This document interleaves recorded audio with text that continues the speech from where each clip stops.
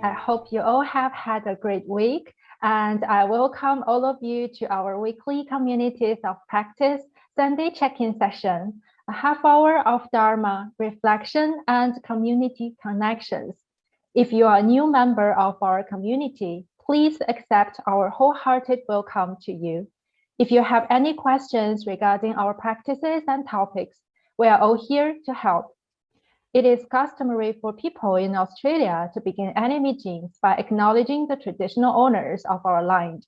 So in the spirit of reconciliation, I'd like to acknowledge the traditional custodians of the land we work, study, and reside on, the Wadi people of the Darwin Nation. I pay my respect to their elders past and present, and to all Aboriginal and Torres Strait Island people of today. And I also pay my respect to the traditional custodians of the various lands on which you all are. The Sunday check-in session have been developed by our Communities of Practice team and the entire community. The purpose of this session is to develop a reflective practice in response to changes. Guided by humanistic Buddhism, we'd like to cultivate our practices and to build memorable friendships. Thanks for the suggestions from Stephen and Warren. This new year, we put an overarching purpose for the first half-year session. Apart from the weekly topics, we'd like to invite you to ponder how we can connect our discussions and reflections to our daily lives. Last week, Dr. Jonathan Page shared his touching story, which guided us to turn deeply inward to know the truth of bodhicitta. This week, we are lucky to have Professor Stephen Hill bringing his turning point story, Metta, the power of the gift. So let's welcome Stephen. Thank you, Charmaine. Thank you so much. We'll spend, friends, 3 minutes just relaxing, meditating, and getting a feeling of being able to listen, to sit, to hear each other. So please relax. Get yourself in a comfortable position. We'll go on a journey through our body and clear our minds in that path. Relax. Start with your head. Get rid of those lines on your forehead, the worries or whatever else. Think about your eyes and calm them down. Your facial muscles, your lips. Think about your neck. Move down through your shoulders into your upper arms, your lower arms. Feel the palms of your hands and particularly your fingers. Just let them go. Now move to your back. Your vertebrae contain a lot of tension just from holding it up all day. So go one at a time, from your neck down to the waist, vertebra by vertebra, just relaxing each place as you go.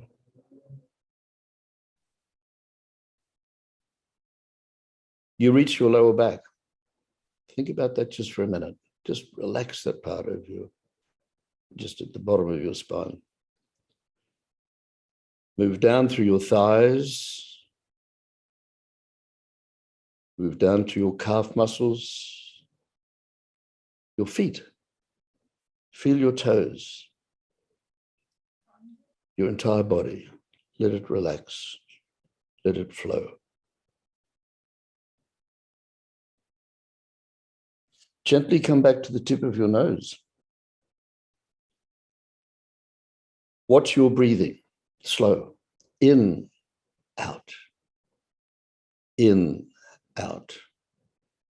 Any stray thoughts come by, don't try and stop them, just watch them and keep breathing in and out and watching your nose. We'll pause for a few moments.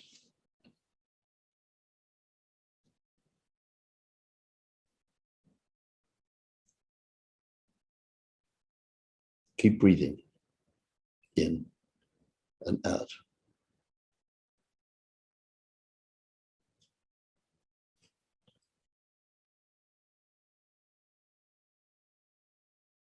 All right, now gently return. Keep watching your breathing, but return to where we are now. with the gratitude for our shared care. Our time together is precious. So I'll now move on to our turning points for today.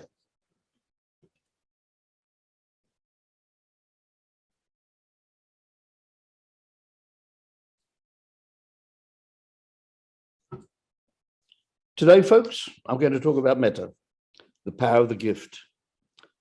I've got a fairly dramatic turning point to tell you about, and I need to locate it in terms of key elements of my life before this and what happened afterwards. So I thought I'd do this by lots of images. So I'll start. I grew up a Christian. In fact, I was so committed that I also became a fellowship leader and ultimately the vice president of the Presbyterian Fellowship in Victoria. And these taught me very basic values of our humanity and of Christianity. At the same time, I moved on at university. I started studying and doing research in science. I became a scientist, worked even a little bit in Unilever labs. I wanted to make knowledge work in the real world. I moved on, therefore, to doing actually Australia's first MBA and PhD in business, but I worked inside the laboratory, so I understood what science was about in particular. From there, I moved on to Chicago. I was appointed there right at the time the Democratic Convention was happening about the Vietnam War protests started. I was confronted by the violence, the corruption, hiding of truth in the name of what the state was standing for. I felt that need to rebel, and I was teaching sociology to the students in Chicago anyway. And this was the start of what I describe as my hippie phase. My commitment to Christianity's beliefs in a God left me, but not the values of care, compassion, integrity, mindfulness, and trust. And I tried to teach basically with care and helping people understand the world around them. Shortly afterwards, a couple more steps, came back to Wollongong as a sociology professor. Still pretty young, I was just 30, but my priority in teaching was of care and experiencing what the theory meant, setting people out to look, not just to read the books. At night, I was actually a musician, cool, had the stage name Dredge at the time. On the right, we'll see a small image, which is actually using music later in my United Nations job to heal. But I had a particular concern in sociology, which was called phenomenology, which is the sociology of consciousness, the very basis of what it is to understand and relate to others, how we come to understand and to act. From there, I wanted to do the practical of phenomenology. So I went to a 3 weeks total silence Theravada Buddhist retreat in the bush with a monk from Myanmar. This was for the experience of my consciousness rather than religion. After 2 weeks, we moved on from Vipassana, concentrating on our body, to Metta, imagining a candle in our heart radiating loving kindness to the world. Suddenly, I realized that the energy going out from me was also coming back around me, from all the people around me, and creating a feeling of genuine ecstasy. It was an extraordinary, strong feeling. What this then led me to see was that immediately I had an enormously strong image of a connection to another person in the other side of the room. I was walking down an ancient stone corridor towards him, candles to the sides, both of us in monastic robes. Just a dream, I thought. I dismissed it. But what happened then was as we walked out of the door, this guy came over to me, put his arm over my shoulder and said, this is supposed to be silence, he said, "You've done this to me before." We were both very emotional walking back to where we were sleeping. Later, when I could talk to him at breakfast, the program finished, of course I had to talk to him. And he said, "I'm very psychic. We were in a monastery together many, many years ago. He'd been thrown out, but I helped him come back. So he owed me a debt of gratitude since. Metta returned beyond lifetimes." What happened then was that in 1995, I went off to join the United Nations full-time as an ambassador for over a decade. And I also, by the way, was the regional director of the United Nations for science for Asia and the Pacific, again, concentrating on understanding and it's questioning my own assumptions. But what I found was the power of the gift, the power of Metta in doing things within the United Nations, in the most powerful force in cooperation and change because it created trust. I can talk about some of these examples perhaps later, but this is my turning point. Seeing and directly feeling the vast power of metta for our humanity and even its sustenance beyond our mortality. So powerful and spiritually driven, and it worked for the benefit of all when I had that job in doing it within the United Nations. Thank you. Okay, thank you, Stephen, for directing the experience of metta via a past life. And through your life experience, we can feel that the value of care, compassion, and building trust remind your universal compass. So now we are invited to ponder and discuss the following questions. What feelings arise within you, if any, after listening to Professor Stephen Hill's story? And do you have any personal reflections on Stephen's story? And what lessons can we take from Stephen's story? Now we will be placed in groups of 3 to 4 to share and discuss. In the discussion, we do recommend you spend some time getting to know about each other and discussing our questions. There will be some Zoom notifications to guide you, but feel free to let the flow of your discussions guide you. Our sessions are guided by Metta, which is unconditional love and kindness for all sentient beings. Let's use these breakout sessions to express and receive loving kindness to and from one another, and take time to pause, share, and listen. We'll also ask you to share some of your findings with the larger group at the end of the breakout discussion. So now let's go to our breakout rooms for rich and nourishing discussions. See you all back in 15 minutes. So we'll just ask everyone to type the comments in the chat box and Stephen can read them out. Yep. I've stoned everybody to silence, it seems. All right, Len's question. Am I 100% sure of the experience, or is there a niggle of doubt? Of course, there was a niggle of doubt at the start, Len. But it was very, very real experience itself. And I went through every possible alternative assumption about how I had this experience with this guy, apart from thinking that I'd met him sometime in a past life. But I could find nothing more effective than that, nothing.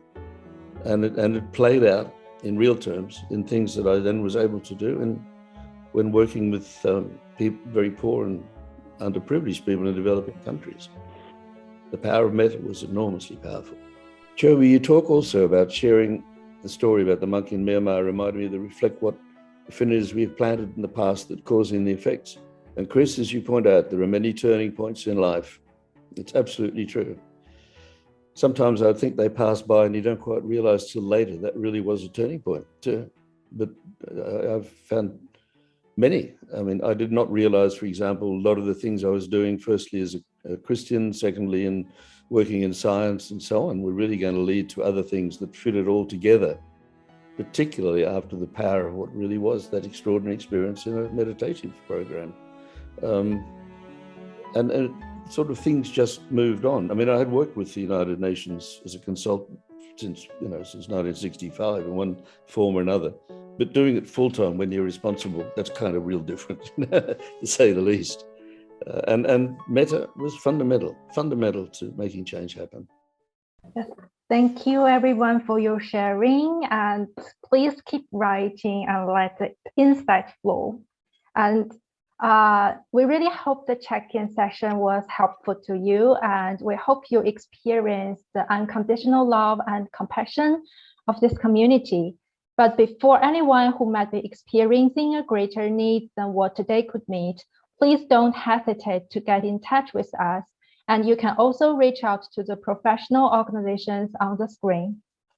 So for next week, we have invited our dear friend Aina to share her turning point story, The Joy of Good Grief, with the community. Aina is a practicing Buddhist. She is a certified lay Dharma lecturer and vice chairperson of the International Outreach Community of Bulia. And Anna strives to assure that people of all cultures and communities can find a spiritual home in the teachings of the Buddha. And we will also welcome our new host, Liam, to work with Ina for the upcoming session. As we check out today, let's recite the dedication of marriage together to send love and compassion to whoever is in need.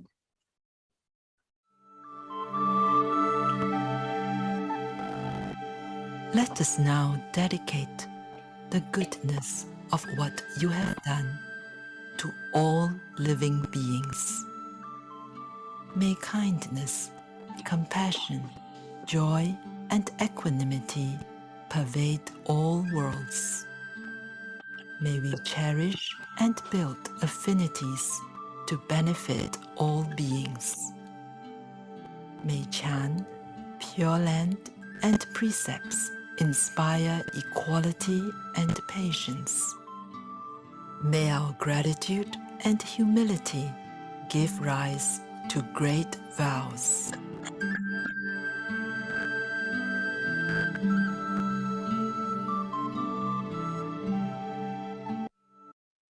So thank you everyone for joining us.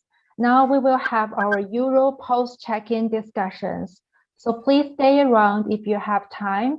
Otherwise, see you all again next Sunday at 11 a.m. Let's light up the candle in our hearts and extend it out to the people of the whole world. Thank you.